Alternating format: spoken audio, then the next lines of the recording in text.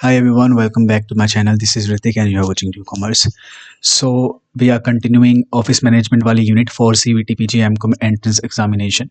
बहुत प्यारी यूनिट है, यहाँ से 2-3 क्वेश्चन बनते ही बनते हैं, अच्छे से कवर करेंगे और आज एक PYQ भी करने वाले हैं. यानी कि इस पार्ट के अंदर वो चीज़ें कवर करेंगे जहाँ से क्वेश्चन आएंगे ही आएंगे, मतलब पूरे चांसेस है और पिछले साल आया भी है. तो वो भी एक MCQ मैं आप लोगों के लिए लेकर आया हूँ. देखते हैं पढ़ने के बाद क्या हम उस MCQ को कर पाते हैं नहीं कर पाते हैं. तो स्टे ट्यून्ड, लास्ट तक आराम से देखना. और मैं वैसे ही चीज़ों को बहुत एफिशिएंटली करवाता हूँ, तो स्किप करने की तुम्हें कोई लोड नहीं है इतनी. लेकिन अगर तुम्हें ज़्यादा ही शॉर्टकट लेना है तो that's up to you. Video आती है, इसको चाहे जैसे मर्जी देखो भाई, वो तुम्हारे ऊपर है. लेकिन जो बच्चा स्टार्टिंग से एंड तक देखता है वो चीज़ें यहाँ से गेन करके जाता है काफ़ी ज़्यादा, क्योंकि मैं चीज़ें बताता हूँ कि कौन कौन सी इंपॉर्टेंट है, कौन कौन सी आई हुई है. शॉर्टकट लेना है तो शॉर्टकट ले लो भाई, बाकी आई डोंट, मतलब मैं कोई रोकूंगा नहीं, वो तुम्हारे ऊपर है. ठीक है.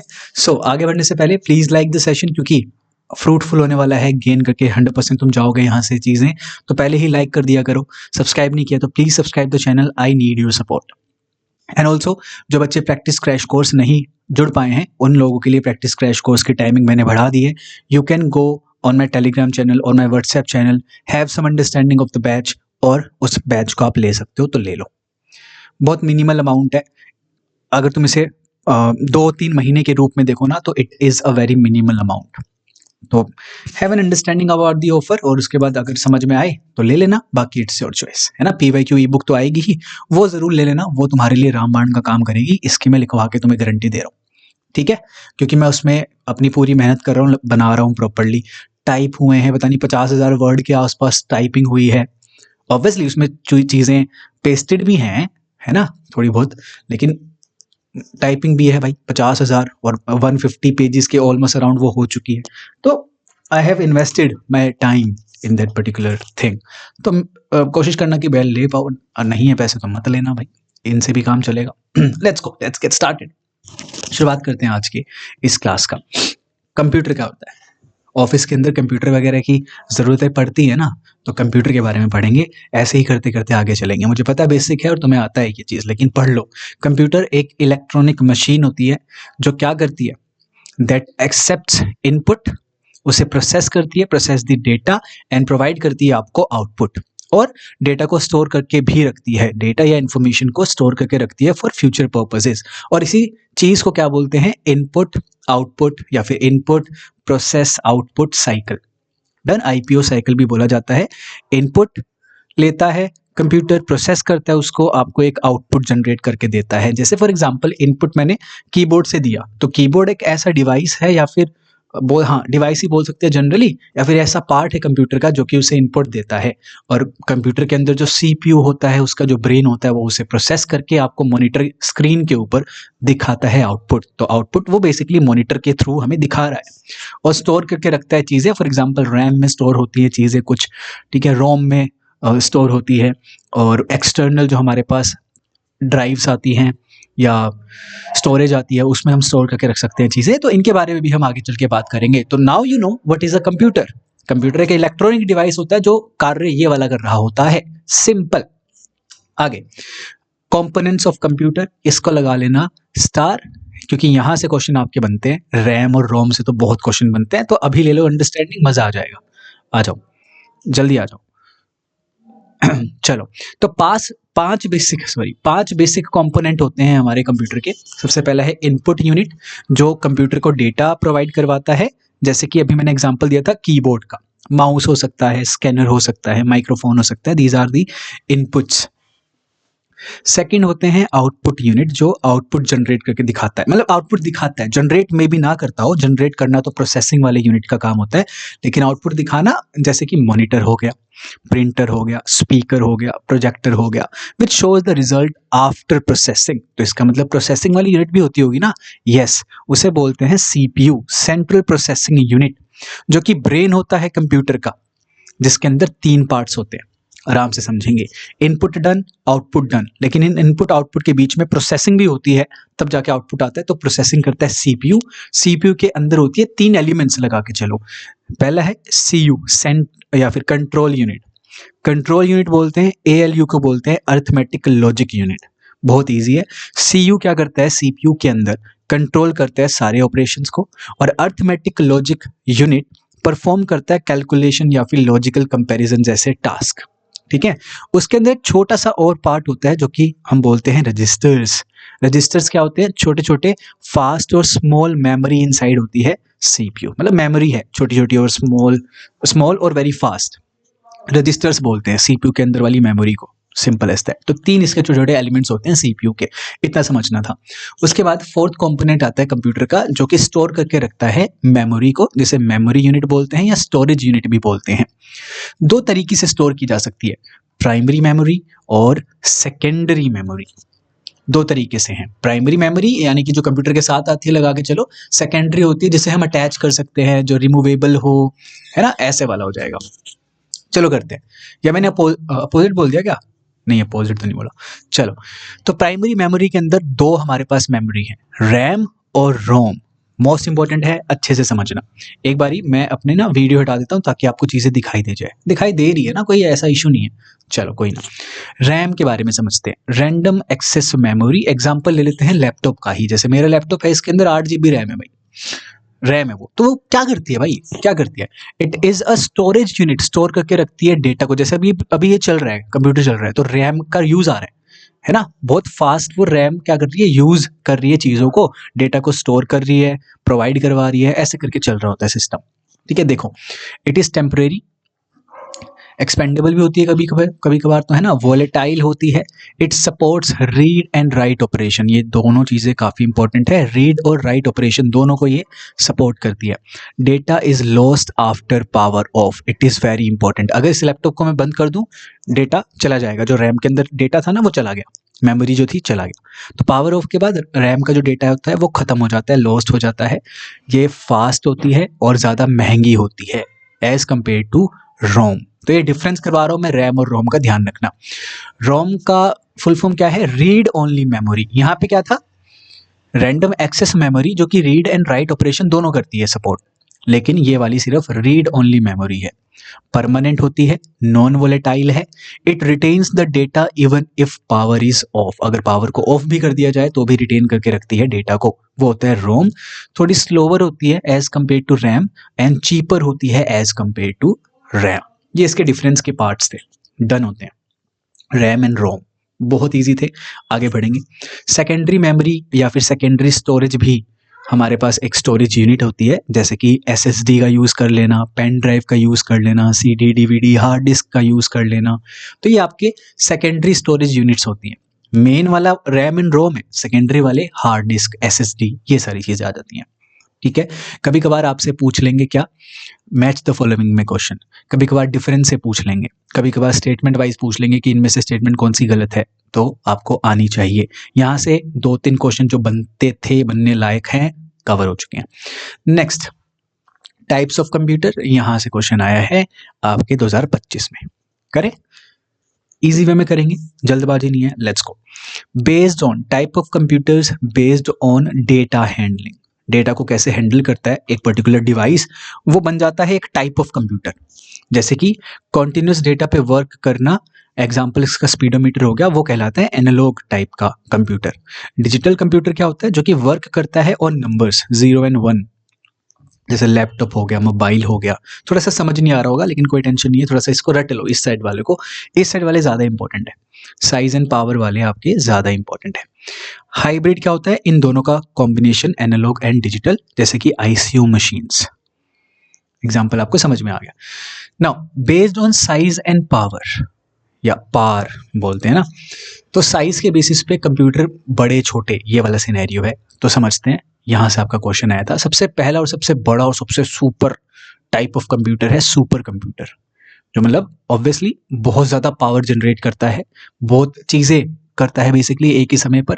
जैसे ये यूज़ आते हैं वेदर फोरकास्टिंग में, स्पेस रिसर्च में, नासा हो गया, ये इसरो हो गया, ये सब यूज़ करते हैं super computer. Main frame computer उससे नीचे वाले हैं, जो कि अगेन एक बहुत एक्सपेंसिव, बहुत लार्ज डेटा को स्टोर करने वाले, और कहाँ कहाँ यूज़ होते हैं, बड़ी बड़ी ऑर्गेनाइजेशन में यूज़ होते हैं, जैसे बैंक्स हो गया, रेलवेज हो गया, ये बड़े बड़े सेक्टर हो गए, वहाँ यूज़ होता है। फिर आता है मिनी कंप्यूटर, जो कि स्मॉल ऑर्गेनाइजेशन, जो नॉर्मल सी कंपनी है वो यूज़ कर रही होती है है ना। और फिर आता है माइक्रो कंप्यूटर, ये पर्सनल यूज के लिए है। अब इसी को ही बहुत डीप डाउन हमें समझना पड़ेगा, एक एक करके समझते हैं। और ये ऑर्डर वाइज भी कभी कभार पूछ लेंगे, तो इसका क्रोनोलॉजिकल ऑर्डर भी आपको पता होना चाहिए on the basis of size या फिर पावर। यही होता है, सुपर कंप्यूटर सबसे बड़ा, उससे नीचे वाला मेन फ्रेम, उससे नीचे वाला मिनी कंप्यूटर, उससे नीचे वाला माइक्रो कंप्यूटर। एक एक करके चारों समझेंगे बहुत अच्छे से। सुपर कंप्यूटर क्या है? सबसे बड़ा, लार्जेस्ट, सबसे फास्टेस्ट, सबसे पावरफुल टाइप ऑफ कंप्यूटर है। ठीक है, क्या करता है? हाई प्रोसेसिंग इसकी स्पीड रहती है, ट्रिलियंस ऑफ कैलकुलेशन पर सेकंड में कर देता है, महंगा बहुत ज़्यादा होता है, हाईली कॉम्प्लेक्स साइंटिफिक टास्क को ये परफॉर्म कर सकता है। वेदर फोरकास्टिंग इसके एग्जांपल है, स्पेस रिसर्च हो गया, न्यूक्लियर रिसर्च हो गया, क्लाइमेट मॉडलिंग हो गया। तो इन सब चीज़ों में यूज़ किया जाता है, जहाँ पे डेटा का प्रोसेस होना बहुत जल्दी जल्दी होता है, रिपीटेडली होता है, और बहुत ज़्यादा नंबर ऑफ डेटा वहाँ पर अवेलेबल होता है, क्वांटिटी में अवेलेबल होता है। तो एक सुपर कंप्यूटर सबसे पावरफुल कंप्यूटर है, जो कि कॉम्प्लेक्स साइंटिफिक इंजीनियरिंग एप्लीकेशन में यूज किया जाता है। एग्जांपल आपको पता चल गया।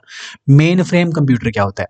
एक बहुत बड़ा, again very large but smaller than super computer and powerful computer होता है, used by big organisations, Google लगा लो, ये सब लगा लो, to handle huge amounts of data and support many users at the same time. तो इसका एग्जाम्पल हो गया वो तुम्हारा स्टारलिंक वाला, है ना, वो सैटेलाइट जो भेज रखी है ऊपर, है ना। इसके ऊपर भी बात हम करेंगे इंटरनेट वाले सेक्शन के अंदर। तो फीचर क्या है इसके? हाई स्टोरेज कैपेसिटी है, सपोर्ट्स हंड्रेड्स ऑफ और thousands of users, very reliable and secure. Use होता है बैंकिंग में, रेलवे रिजर्वेशन सिस्टम में, government database, large insurance companies में इसको यूज किया जाता है। तो मेन फ्रेम कंप्यूटर्स भी बल्क डेटा को प्रोसेस करते हैं, स्टोर करके रखते हैं, रिकॉर्ड करते हैं और प्रोसेस भी करते हैं। डन है। Super computer and main frame में डिफरेंस भी समझ में आ गया। आगे बढ़ते हैं, mini computer and micro computer के बारे में बात करते हैं। Mini computer again medium sized computer होता है, जो कि मीडियम ऑर्गेनाइजेशन या स्मॉल ऑर्गेनाइजेशन यूज करती है। अगेन ये भी मल्टीपल यूजर्स को सपोर्ट करता है, मॉडरेट लेवल पे प्रोसेसिंग करता है ये। एग्जाम्पल हो गया colleges and universities, small industries, departmental offices वगैरह। ठीक है। माइक्रो कंप्यूटर क्या है? पर्सनल चीज़ों के लिए यूज़ किया जाता है, पर्सनल कंप्यूटर की तरह काम करता है, सबसे लीस्ट स्मॉल पावरफुल कैटेगरी के अंदर ये आता है। It is designed for individual use, single user है, अफोर्डेबल है, कॉम्पैक्ट साइज है। एग्जाम्पल इसके हो गए लैपटॉप, डेस्कटॉप, टैबलेट, स्मार्टफोन। ठीक है, तो ये बेसिक था। करो ये क्वेश्चन।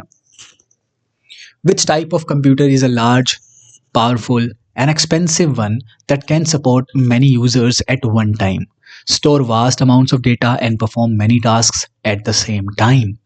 क्या वो पर्सनल कंप्यूटर है, क्या वो मेन फ्रेम कंप्यूटर है, क्या वो मिनी कंप्यूटर है, या फिर माइक्रो कंप्यूटर है? कमेंट सेक्शन के अंदर कमेंट करोगे। अब आ जाना चाहिए तुम्हें ये आंसर। ऐसा नहीं है कि किसी बच्चे ने कमेंट कर दिया तो हम नहीं करेंगे। You have to comment also, you also need to comment. ठीक है, अगर तुम मेरी वीडियोस का फायदा उठा रहे हो तो मेरी बातें भी समझो, सुनो। ठीक है, तो प्लीज कमेंट डाउन बिलो इसका आंसर, और मैं सभी को हार्ट दे दूंगा जिसने सही आंसर किया होगा। Let's go. Operating system is the next topic. Operating system से भी क्वेश्चन आते हैं, ध्यान रखेंगे, आए हुए हैं, 25 में भी आया है। एन ऑपरेटिंग सिस्टम एक सिस्टम सॉफ्टवेयर है that acts as a bridge between the user and the computer. बोल लो यूजर, ठीक है, मान लो मैं हो गया, मैं चला रहा हूँ, एंड कंप्यूटर हार्डवेयर, इन दोनों के बीच में एक ब्रिज का काम करता है, मतलब गैप को फिल करता है बेसिकली। अगर ऑपरेटिंग सिस्टम ना है या सिस्टम सॉफ्टवेयर नहीं है तो वो कंप्यूटर किसी काम का नहीं है, ये समझ लो, यूजर के किसी काम का नहीं है बेसिकली। ठीक है, तो without OS computer is useless. और ओएस के एग्जांपल क्या हो सकते हैं ऑपरेटिंग सिस्टम के? विंडोज हो गया, लाइनक्स या लिनक्स हो गया, मैक ओएस हो गया, एंड्रॉयड हो गया। ये ऐसे ऐसे क्वेश्चन आए हुए हैं। फंक्शंस ऑफ ऑपरेटिंग सिस्टम, क्या करता है operating system? Process management, control करता है सारे प्रोग्राम्स को।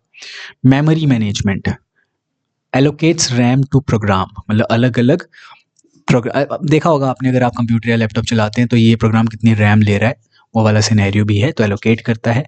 फाइल सिस्टम मैनेजमेंट, ऑर्गेनाइज करता है फाइल्स एंड फोल्डर्स को, जैसे विंडोज़ है, अब इसके अंदर विंडो 11 या 10 है तो वो फाइल वगैरह को मैनेज करती है, स्टोर करके रखती है, फोल्डर्स क्रिएट कर सकते हैं हम लोग, डिवाइस का मैनेज कर सकते हैं हम। सिक्योरिटी एंड यूजर मैनेजमेंट भी यहाँ पर इसका एक फंक्शन होता है। डन, इजी था ये तो, फंक्शंस डन है। Next, types of operating system important है, लगा लो जल्दी से। स्टार। सबसे पहला है सिंगल यूजर ओएस, जो कि एक यूजर एक टाइम पे एक यूजर ही यूज कर सकता है, जैसे कि MS DOS। फिर होता है मल्टी यूजर ओएस, मतलब एक समय पे many users can use it. तो यूनिक्स हो सकता है, जो कि यूज होता है जैसे कि यूनिवर्सिटीज में, बैंक्स में, बिग ऑर्गेनाइजेशन में। मल्टीटास्किंग ऑपरेटिंग सिस्टम क्या है? रन मल्टीपल प्रोग्राम्स टुगेदर, जैसे कि विंडोज हो गया है ना, जैसे कि मैं यहाँ पे क्या कर रहा हूँ, मैंने चला रखा है PPT भी, मैंने रिकॉर्डिंग भी ऑन कर रखी है, ठीक है। और अगर मैं गाना सुनना चाहूँ तो मैं गाना भी चला सकता हूँ अभी तो हम लोग गाना भी सुन सकते हैं वीडियो में, वो वाला सिनेरियो है। तो मल्टीटास्किंग ऑपरेटिंग सिस्टम, जो कि एक से ज़्यादा या दो से ज़्यादा परफॉर्म करता है प्रोग्राम्स को एक साथ ही। रियल टाइम OS क्या होता है? रियल टाइम ऑपरेटिंग सिस्टम क्या होता है? जिसे प्रोसेस करके डेटा का आउटपुट जनरेट करना पड़ता है तुरंत से, with in the given period of time. जैसे कि आपका जो वो एयरप्लेन वाला रहता है, क्या कहते हैं इसको, air traffic control, instant report या फिर रिस्पॉन्स आपको चाहिए रहता है, तो एक रियल टाइम ऑपरेटिंग सिस्टम है ये। फिर आता है distributed OS, multiple computers work together here, controls multiple computers but makes them appear as one single system. एक सिंगल सिस्टम की तरह उसे अपीयर करता है, मतलब है तो बहुत सारे कंप्यूटर्स, मल्टीपल कंप्यूटर्स को ये कंट्रोल करता है, बट उनको एक जैसा दिखाता है, एक दिखाता है। तो वो डिस्ट्रीब्यूटेड OS होता है जनरली। जैसे एग्जांपल हो गया गूगल्स डिस्ट्रीब्यूटेड सिस्टम्स या फिर क्लाउड कंप्यूटिंग सिस्टम्स। हालांकि ऑपरेटिंग सिस्टम और भी हो सकते हैं, जैसे कि नेटवर्क ऑपरेटिंग सिस्टम, वो भी इनमें से मिलता जुलता ही है, ठीक है, कि भाई अलग अलग नेटवर्क के साथ, मतलब बहुत सारे कंप्यूटर्स हैं एक नेटवर्क के साथ जुड़े हुए हैं, तो ऐसे करके। तो और भी ऑपरेटिंग सिस्टम्स हो सकते हैं, उसमें घबराने वाली बात नहीं है, बस इनके बेसिक आपको लर्न कर लेने हैं, एग्जाम्पल्स लर्न कर लेने हैं, ठीक है। यूजर से तो बहुत आसानी से समझ में आ गया, टास्किंग से समझ में आ जाएगा, मल्टीपल टास्क परफॉर्म करना, रियल टाइम से टाइम हो गया, फिर बस डिस्ट्रीब्यूटेड लर्न कर लो, बाकी तो नाम से ही समझ में आ रहे हैं हमें, ठीक है। टाइप्स ऑफ ऑर्गेनाइजेशन सिस्टम, ये सॉरी क्या था, ऑपरेटिंग सिस्टम भी डन हो गया, कंप्यूटर डन है, टाइप ऑफ कंप्यूटर डन है, कंपोनेंट्स डन है इसके, ऑपरेटिंग सिस्टम डन है। अब बात करते हैं इंटरनेट की, जो भी मुझे पता है तुमने बचपन में पढ़ी है और नहीं पढ़ना चाह रहे होगे, लेकिन पढ़ो। Internet is a global network of computers connected together to share information. Basic sense की ये एक डेफिनेशन है। इंटरनेट क्या है? एक ग्लोबल नेटवर्क ऑफ कंप्यूटर्स है, जो कि एक साथ जुड़ा हुआ है, जिससे वो इंफॉर्मेशन एक साथ शेयर करता है। फीचर क्या होते हैं इसके? ग्लोबली हम कनेक्टेड रहते हैं, कम्युनिकेशन तुरंत से हो जाता है, इंफॉर्मेशन शेयर कर सकते हैं, और 24/7 अवेलेबिलिटी रहती है। ऐसा नहीं है कि भाई अब रात के 10 बज चुके हैं अब इंटरनेट बंद हो जाएगा, ऐसा सिनेरियो नहीं होता। मल्टीमीडिया को सपोर्ट करता है। कैसे हम इंटरनेट को एक्सेस कर सकते हैं? अलग अलग चीज़ है भाई, सिम कार्ड ले लो और उसमें डेटा पैक डलवा लो, ले भाई इंटरनेट आ गया, है ना। सिमिलरली वाईफाई होता है, वाईफाई से हम इंटरनेट को यूज़ कर सकते हैं। ब्रॉडबैंड होता है, डायल अप हो गया, जैसे ओल्ड टेलीफोन लाइन कनेक्शन होते हैं, जो मोबाइल डेटा जब एग्जाम्पल दिया था। फिर एक होता है सैटेलाइट, जो आज के टाइम पे बहुत चल रहा है, ठीक है, और इंडिया में भी अभी धीरे धीरे आने वाला है। एग्जाम्पल इसका हो गया स्टारलिंक, स्टारलिंक का आपने बहुत सुना होगा नाम, ठीक है। तो सैटेलाइट वाला, और सैटेलाइट बल्कि बहुत अच्छे लेवल पे भी काम कर रहा है। अगर आप satellite method of accessing the internet के बारे में अगर पढ़ोगे ना, तो आपको पता चलेगा सैटेलाइट वाला ज़्यादा बेटर है, बहुत ज़्यादा तेज़ी से हमें चीज़ें प्रोवाइड करवाता है, मतलब जो स्पीड रहती है इंटरनेट की वो ज़्यादा होती है, वगैरह वगैरह। तो you can check it out, Starlink के बारे में पढ़ोगे तो और अच्छे समझ में आ जाएगा। मैं वैसे एग्जाम्पल दे रहा हूँ स्टारलिंक का, जो वो है एलन मस्क वाला। चलो डन। अब यहाँ पे मुझे एक चीज़ करवानी थी, तभी मैंने ये खाली छोड़ा है। आपके सिलेबस में दो चीज़ें हैं, एक तो आपका वो वो मतलब कि स्प्रेडशीट, एक्सेल बोल लो, और एक आपका वो अगेन, वो मतलब वर्ड डॉक्यूमेंट वाला, जो आप जिस पे डॉक्यूमेंट बनाते हैं, जिसमें मैं अभी क्या बना रहा हूँ तुम्हारे लिए, PYQ की बुक बना रहा हूँ, तो वर्ड पे बना रहा हूँ, जिसका जो अल्टरनेटिव है वो गूगल डॉक्स भी हो सकता है। तो ये इसके बेसिक आपको पता होने चाहिए, तो बेसिक प्लीज़ लर्न कर लेना है इसके, ठीक है। एक दो चीज़ें करवा ले रहा हूँ मैं यहाँ पे, जैसे कि रो क्या होती है? रो होती है हॉरिजॉन्टल लाइन, हॉरिजॉन्टल स्पेलिंग देख लेना यार, हॉरिजॉन्टल लाइन, ये वाली लाइन, ठीक है, मतलब ये वाले बक्से जो हैं वो रो है आपकी। और कॉलम क्या होते हैं? कॉलम होते हैं वर्टिकल लाइन, वर्टिकल लाइन, जो ABCD है आपका, ABCD ऐसे करके, ABCD that's your column. Easy, ये समझ में आ गया। और आपको छोटे मोटे फॉर्मूले भी लर्न होने चाहिए, जैसे कि एडिशन करना है या टोटल करना है तो क्या आएगा, टोटल करते हैं तो कैसे करते हैं, सम करके, सम फिर ब्रैकेट में जितना आपको करना है, जैसे फॉर एग्जांपल A1 से लेके आपको करना है लेट्स से A10 तक, तो ये सम हो जाएगा। ठीक है, ऐसे करके छोटे मोटे आपको फॉर्मूले भी पता होने चाहिए स्प्रेडशीट के, तो ये भी कर लेना, डन हो जाएगा। वर्ड में क्या रहता है, वर्ड में आप डॉक्यूमेंट वगैरह बनाते हो तो इसका प्रोसेस पूछ सकते हैं कि बताइए कि कैसे वर्ड में डॉक्यूमेंट बनता है। तो वर्ड को ओपन करते हो, उसमें न्यू डॉक्यूमेंट में जाते हो, कंटेंट लिखते हो, सेव फाइल पे क्लिक करते हो, सेव फाइल हो जाती है, खत्म कहानी। ऐसे इसका बेसिक सा प्रोसेस पूछा जा सकता है, वो वर्ड हो गया। ठीक है, वर्ड के अंदर हम एडिटिंग कैसे करते हैं, क्या मतलब होता है एडिटिंग का, वो पूछ सकते हैं। फॉर्मेटिंग का क्या मतलब होता है, वो पूछ सकते हैं। एडिटिंग का मतलब है चीज़ों को मॉडिफाई कर देना, एडिट कर देना। फॉर्मेटिंग का मतलब है जैसे कि बोल्ड कर देना, कुछ लिखा हुआ है ना, और कुछ टेबल वगैरह बना देना, तो वो फॉर्मेटिंग होता है। डिफरेंट फ्रॉम एडिटिंग, तो बोथ आर डिफरेंट, ये ध्यान रखेंगे आप। तो ये छोटी मोटी चीज़ें पूछ सकते हैं स्प्रेडशीट एंड वर्ड से, ये भी आपका डन होता है मेरी तरफ से। आगे बढ़ेंगे, next topic is office record management. Office के अंदर रिकॉर्ड्स को कैसे हम मैनेज करते हैं, क्या होता क्या है ये ऑफिस रिकॉर्ड मैनेजमेंट। इसका मतलब है सिस्टमेटिकली क्रिएट करना, स्टोर करके रखना या प्रोटेक्ट करके रखना, या रिट्रीवल करना या खत्म करना, डिस्पोजल करना of office records and documents. मतलब रिकॉर्ड का मैनेजमेंट करना है बस सिस्टमैटिक तरीके से। और एक अच्छा रिकॉर्ड मैनेजमेंट सिस्टम कैसे बनता है, वो होना चाहिए सिंपल, सिंप्लिसिटी होनी चाहिए उसके अंदर, इजी टू अंडरस्टैंड होना चाहिए, इकोनॉमिकल होना चाहिए, इतनी ज़्यादा कॉस्ट नहीं लगनी चाहिए भाई, खर्चा नहीं चाहिए कंपनी को।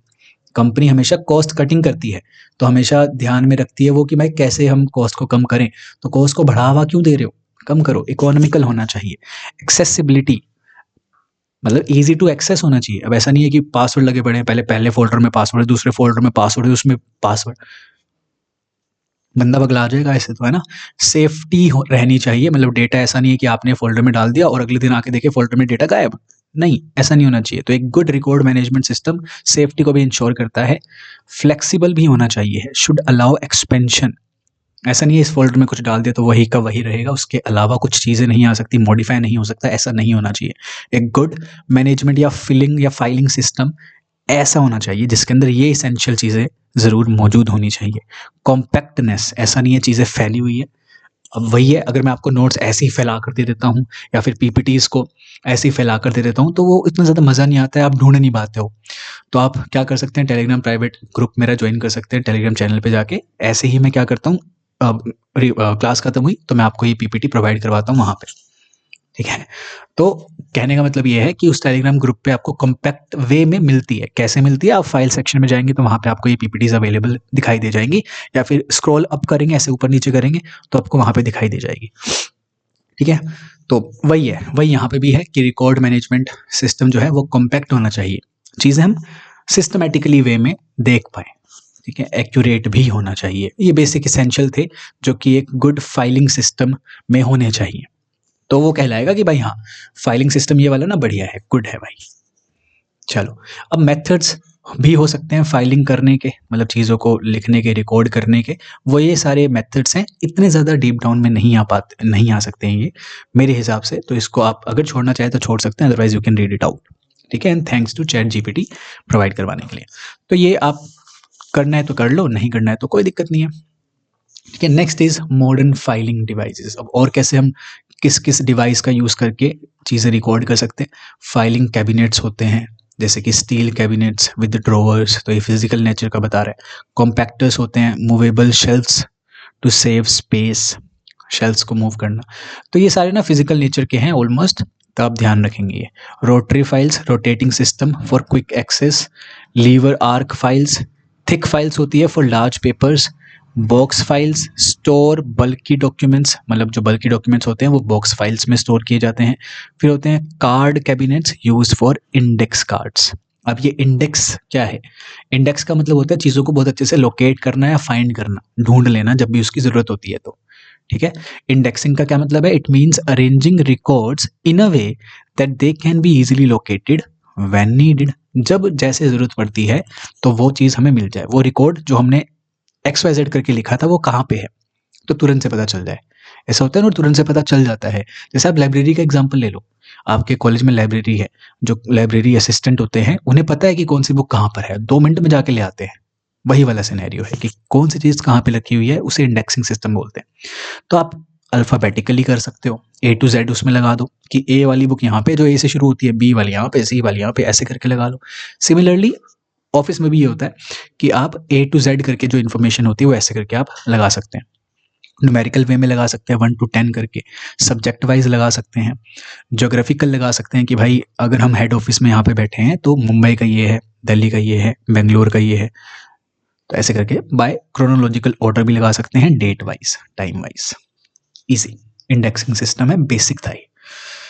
डन, आपका ये चैप्टर डन होता है। यहाँ पे कुछ समझाना था क्या? इंडेक्सिंग सिस्टम के बाद हम एक टॉपिक था आपका ऑफिस, एक सेकेंड, ऑफिस के फॉर्म्स, ऑफिस फॉर्म्स। कुछ नहीं है यार, ऑफिस फॉर्म्स कैसे बनने चाहिए, क्या इसेंशियल चीज़ें होनी चाहिए, ये पूछ लेते हैं। क्या होता है ऑफिस फॉर्म? जैसे एग्जांपल लेके बताता हूँ, बैंक में गए आप, पुराने ज़माने की बात है भाई, ये जब हम बच्चे थे, तो आप बैंक में अगर गए हो कभी, तो वहाँ पे क्या होता था, हमें भर के देख कर फिर पैसा मिलता था। कुछ एक हम चीज़ भरते थे, विड्रॉवल फॉर्म भरते थे, विड्रॉवल फॉर्म वो भरते थे और वो उसको दे के वो भाई से पैसे ले लेते थे। ये वाला सिनेरियो था। तो ये भी वही है, ये भी वैसा ही फॉर्म है, ऑफिस फॉर्म। तो कैसे बनना चाहिए? प्रॉपर बनना चाहिए। प्रॉपर बनने का मतलब है कि इसके ऊपर फॉर्म का नंबर लिखना चाहिए, कंपनी का नाम अच्छे से लिखना चाहिए, जो चीज़ें होती हैं, जिस चीज़ के लिए वो फॉर्म बना है वो अच्छे से लिखना चाहिए है, सिग्नेचर वाले के लिए प्रॉपर स्पेसिंग देनी चाहिए है, वगैरह वगैरह। ये इसेंशियल चीज़ें हैं, बेसिक चीज़ें हैं जो कि एक फॉर्म बनाते हुए एक ऑफिस वाले को सेट करके रखना पड़ता है। बस ये आपसे पूछ लेते हैं कभी कभार, बता दिया, कॉमन सेंस से भी हो जाएगा। डन, ये भी डन होता है। That's it. अब अगर टेलीग्राम चैनल ज्वाइन नहीं किया तो प्लीज़ ज्वाइन कर लेना, वहाँ पे आपको इन्फॉर्मेशन मिलेगी। व्हाट्सएप चैनल पे भी लिंक्स डिस्क्रिप्शन के अंदर है कि आप प्रैक्टिस क्रैश कोर्स कैसे ज्वाइन करते हैं। प्रैक्टिस क्रैश कोर्स के बारे में फिर से बता रहा हूँ, 2 कोर्स हैं। कोर्स तो मतलब एक ही है, एक अपना PYQ वाला है, वो आप अलग से ले सकते हो, PYQ ई बुक वाला। देखो प्रैक्टिस क्रैश कोर्स क्या है, क्या मैं पहले आपको बता देता हूँ। प्रैक्टिस क्रैश कोर्स में आपको PYQ वाली ई बुक मिलती है मेरी, जो मैं बना रहा हूँ, ऑलमोस्ट डन हो चुकी है। 2025 से 23 का इसमें रहता है, PYQ की एक्सप्लेनेशन है ना, बहुत अच्छे से, मज़ा आ जाएगा करके। इसमें और क्या मिलेगा आपको? ये तो आपको बुक के फॉर्म में मिल गया, मैं आपको वीडियो भी प्रोवाइड करवा रहा हूँ। किस चीज़ की? मैं वीडियो आपको प्रोवाइड करवा रहा हूँ 2022 के PYQ की। मज़ा आ जाएगा करके, पता चल जाएगा, ये भी आपका कंप्लीट हो जाएगा। तो ये आपका PYQ ई बुक से, ये आपका वीडियो से कंप्लीट हो जाएगा। और क्या है, और हम करने वाले हैं यूनिट वाइज, जो इंपॉर्टेंट यूनिट है ना, तो यूनिट वाइज MCQ की प्रैक्टिस करेंगे मस्त, गूगल मीट पे या जूम पे, जैसे भी हमको सही लगेगा। ये हम करते हैं जूम पे, ठीक है। और जनरली ये 2 डेज पर वीक होता है, ठीक है, 2 डेज पर वीक रहने वाला है, ध्यान रखेंगे। और क्या आपको बेनिफिट मिलता है इस चीज़ का? आप मुझसे ऐसे गूगल मीट वगैरह पे बात कर सकते हो, डाउट ले सकते हो अपने, जिस यूनिट के हम बारे में हम बात कर रहे थे उसका डाउट ले सकते हैं। आपको गाइडेंस मिलती है कि how to attempt the question paper, ठीक है। प्लस में कभी कभार आपके सीनियर से भी आप बात कर सकते हैं। जैसे अभी रिसेंट वाले में गूगल मीट सेशन में मैंने एक रिसर्च स्कॉलर को बुलाया था, ठीक है, नाम नहीं लेना चाहूँगा अभी मैं उनका यहाँ पे, उनसे बिना पूछे, तो उनको मैंने बुलाया था। उन्होंने भी गाइड किया था बच्चों को BHU से रिगार्डिंग, BHU के बारे में उन्होंने बताया था, क्योंकि उनकी जो मास्टर्स हुई है BHU से हुई है। Now she is a research scholar in MNIT Allahabad, ठीक है। तो तुम्हें यहाँ पे जेन्युइन चीज़ मिलेगी, ठीक है, और तुम अच्छे प्लेस पे हो, इसकी मैं गारंटी दे रहा हूँ तुम्हें, ठीक है। तो इन्वेस्ट किया करो एक अच्छे लोकेशन पे, अच्छी जगह पे, और जिनके जो मेंटोर हैं, कहाँ कहाँ से उन्होंने क्या क्या किया है, उनका एक्सपीरियंस क्या है, उसके हिसाब से किया करो, ठीक है। डन। तो ये सारी चीज़ें मिलती है, तो आपको बेनिफिट मिलता है इस चीज़ का। प्लस में अगर ये चीज़ आप लेते हैं ना, तो ऑटोमेटिकली आप प्राइवेट टेलीग्राम ग्रुप पे ज्वाइन हो जाते हैं, ठीक है, ये है। प्लस में अगर आपको नहीं ये लेना है तो आप सिर्फ और सिर्फ PYQ ई बुक ले सकते हैं। अच्छा हाँ, इसमें मॉक भी मिलते हैं, ध्यान रखो, 5 मॉक आपको मिलेंगे, अलग अलग डेट्स पर मिलने वाले हैं ये, मतलब मैं कंडक्ट करवाऊँगा बेसिकली, तो मॉक्स आपको अलग अलग दिनों पे मिलेंगे 5। तो ये एक प्रैक्टिस क्रैश कोर्स था। इसको ज्वाइन करना है, नीचे दिए गए नंबर पे कांटेक्ट करके ज्वाइन कर लेना, otherwise Telegram channel, WhatsApp channel वगैरह पे जाके आप ले सकते हैं, क्योंकि देखो बाद में लेने का कोई फ़ायदा नहीं है। अभी लोगे तो बेटर वे में प्रैक्टिस कर पाओगे, ठीक है। मतलब एटलीस्ट आपको फेब का महीना तो चाहिए इस प्रैक्टिस क्रैश कोर्स के लिए, तब आएगा मज़ा, और तब तुम देखोगे तुम यहाँ से यहाँ पर कैसे पहुँचते हो, ठीक है, चलो all the very best. I will see you in the next session जहाँ पे हम ऑफिस मैनेजमेंट का थर्ड पार्ट करेंगे। मोस्ट प्रोबेबली या तो लास्ट पार्ट होगा या फिर सेकंड लास्ट पार्ट होगा। ठीक है, अच्छे से पढ़ते जाओ, सिलेबस को कवर करते जाओ, प्रैक्टिस करते जाओ। I will see you in the next session. Thank you, like कर देना।